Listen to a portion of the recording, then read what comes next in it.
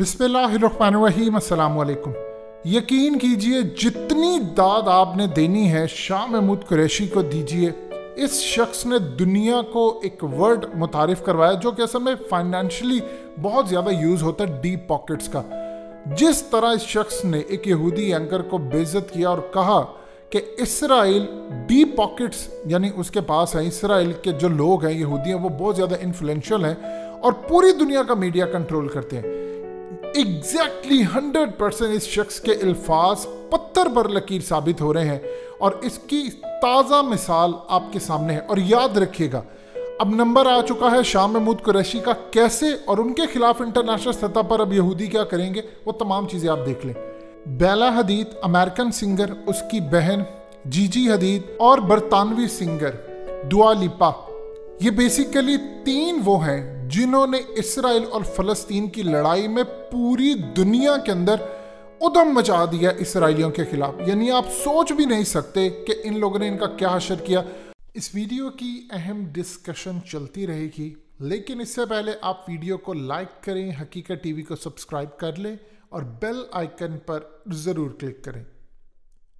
अब उसकी प्राइस क्या पे करनी पड़ी है इनको।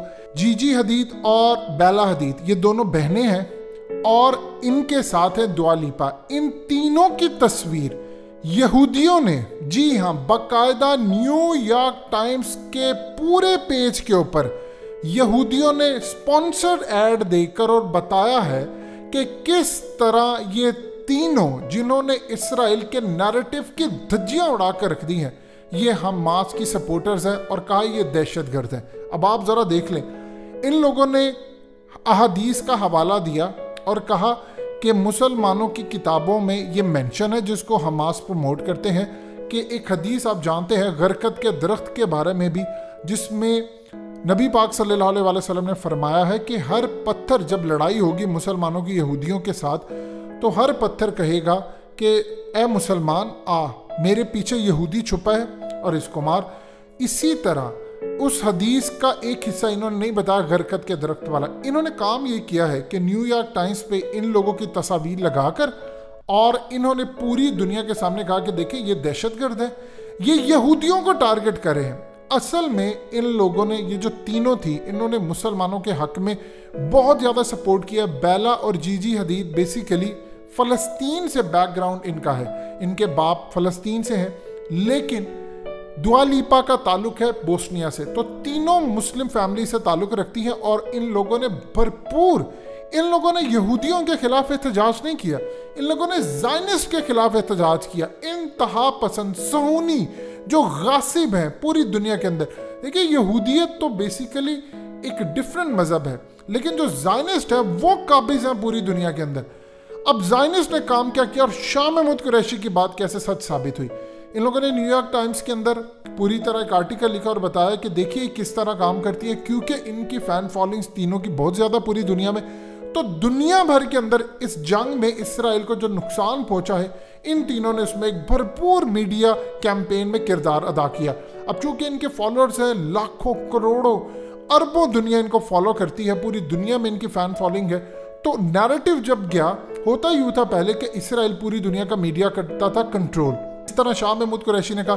लेकिन इस दफ़ा सूरत हाल हुई कि सोशल मीडिया आ गया और सोशल मीडिया को थोड़ा सा कंट्रोल करने की कोशिश की। यानी फेसबुक ने कुछ पोस्ट डिलीट करने की कोशिश की, इंस्टाग्राम पर हुआ तो पूरी दुनिया इन पर चढ़ दौड़ी। इस दफ़ा मामला डिफरेंट हो गया, रशिया भी उसमें कूद पड़ा, चाइना भी उसमें कूद पड़ा। सो इस पूरे खेल के अंदर चाइना ने बार बार कहा कि देखे, तुम लोगों को अमेरिका को जुल्म नज़र नहीं आता जो फ़लस्तीनियों के साथ हो रहा है, तुम लोगों को पाकिस्तान में नज़र आता है, तुम लोगों को चाइना में नज़र आता है, तुम लोगों को सऊदी अरब में नज़र आता है कि जी ये वहाँ पर जुल्म करता है, लेकिन तुम लोगों को यहाँ नहीं नज़र आता जिनको मार रहा है इसराइल। तो पूरी कैंपेन, जब चाइना रशिया कूदे तो कैंपेन ही बदल गई। इन लोगों ने तो पूरी दुनिया के अंदर जो इनके फ़ैन फॉलोइंग थी म्यूज़िक के हवाले से, उनको बताया और पूरी दुनिया इसराइल के ख़िलाफ़ हो गई। अब ये कह रहे हैं पूरी दुनिया के अंदर कि देखिए ये मुसलमान हैं और ये लोग असल में हमास के सपोर्टर्स हैं, और फिर कहा कि यहूदियों को मारना चाहते हैं। और ये वो काफ़ी इन्होंने पूरे इस सफ़े के अंदर पूरी दुनिया को ये पैगाम दिया। आप ये देखिए, 3 मुस्लिम अदाकारें खड़ी हो गई हैं और इन अदाकाराओं ने धज्जियां उड़ाकर रख दी हैं इसराइल के उस नैरेटिव की जो अरबों डॉलर्स पर है। लेकिन इसके साथ अब खेल क्या है, शैतानी ताकतें अब कूद पड़ी हैं। शाह महमूद कुरैशी की बात सच साबित हुई।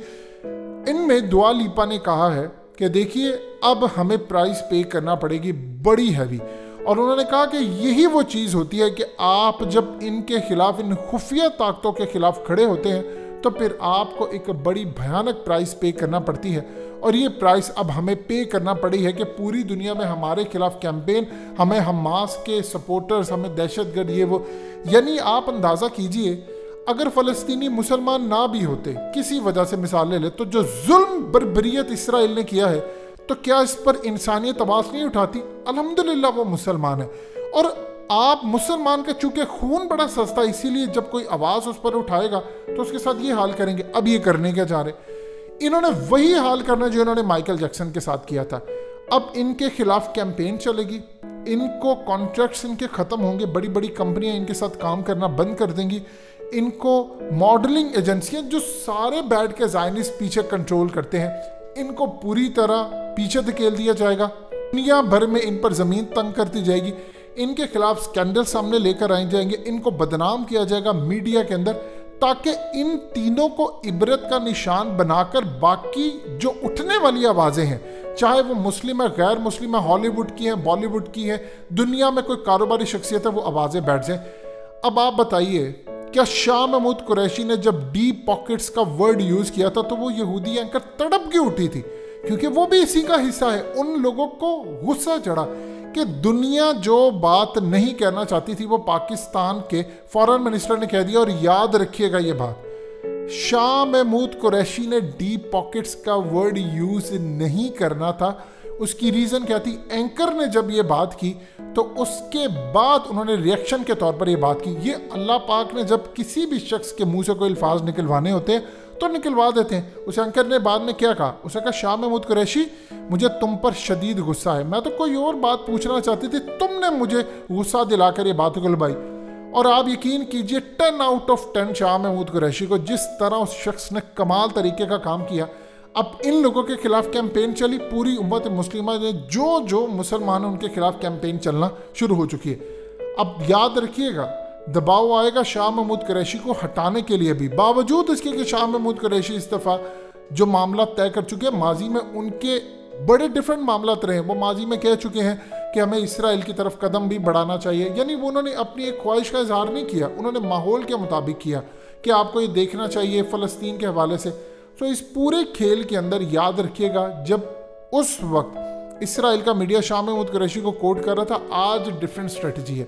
सो हमें इन चीज़ों को सोचना चाहिए कि कहीं पर आपके अल्फाज ऊपर नीचे हो जाते तो ये खुफिया ताकतें आपका जीना हराम कर देती है। क्या शाह महमूद कुरैशी ने क्या गलत बात की? डीप पॉकेट्स, अब आप देख लें, आपके सामने इन तीनों जितनी भी अदाकारें हैं, मॉडल्स हैं, जो सिंगर्स हैं, इन सब को इबरत का निशाना बनाने की पूरी तैयारी हो रही है। पूरी दुनिया में इनको बेइज्जत किया जा रहा है। सोचिए कितने मिलियंस ऑफ डॉलर्स लगेंगे आपको अगर ऐड देना हो न्यूयॉर्क टाइम्स में, तो इनके पास पैसा कितना है? क्या शाह महमूद कुरैशी ने जो डीप पॉकेट्स का वर्ड यूज़ किया था उसका मतलब था कि फाइनेंशियली जो स्ट्रॉन्ग कम्युनिटी है वो ये लोग हैं? इसमें कोई दो राय नहीं, इनके पास पैसा, इन्होंने मीडिया कंट्रोल किया। आज पूरी दुनिया में जो तबाही हो रही है वो अब आपके सामने, शैतानी ताकतें पूरी तरह एक्टिव हो चुकी है और अगला निशाना है शाह महमूद कुरैशी। हकीकत टीवी को सब्सक्राइब करना मत भूलें, वीडियो को लाइक करें, शेयर करें और कमेंट सेक्शन में अपनी राय का इजहार ज़रूर करें।